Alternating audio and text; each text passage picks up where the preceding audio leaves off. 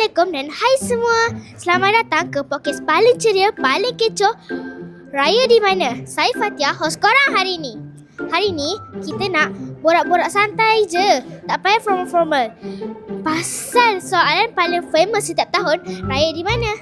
Bersama saya, kawan-kawan saya yang sangat sporting, Akifah, Saida dan Aulia. Say hi semua. Hai. Hello semua. Weh, bawa lah.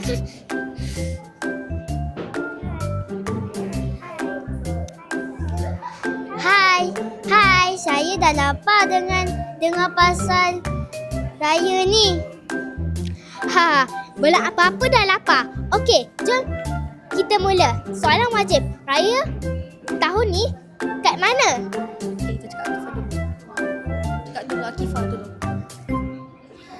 Saya raya dekat kampung ayah di Kedah. Best sebab ada ayam, ada kucing, boleh main di luar.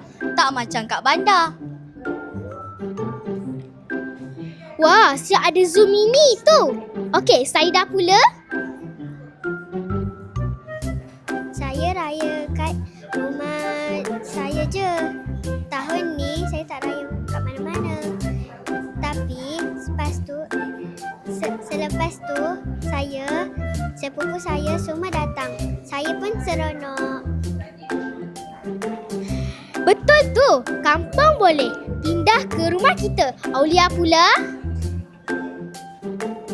Saya raya dekat Johor je sebab tak balik kampung. Tapi saya video call family. Lepas tu makan rendang sorang-sorang, sedih sikit. Oh, tapi okeylah. Janji ada rendang.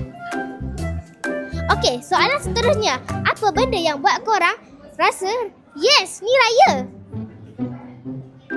Bunyi mercun. Bom, pop-pop. Lepas tu bau lemak. Saya suka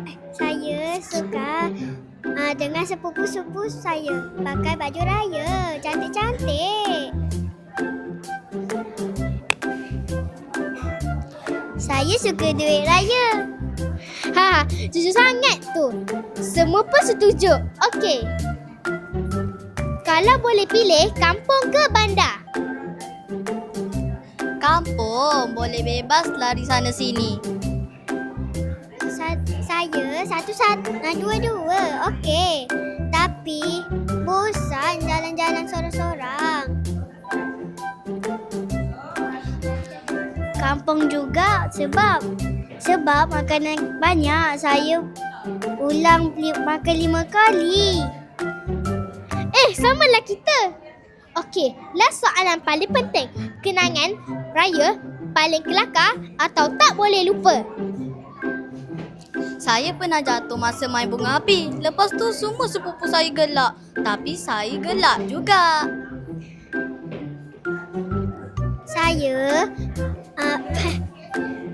Saya raya-raya pergi jalan sana sini. Suka saya.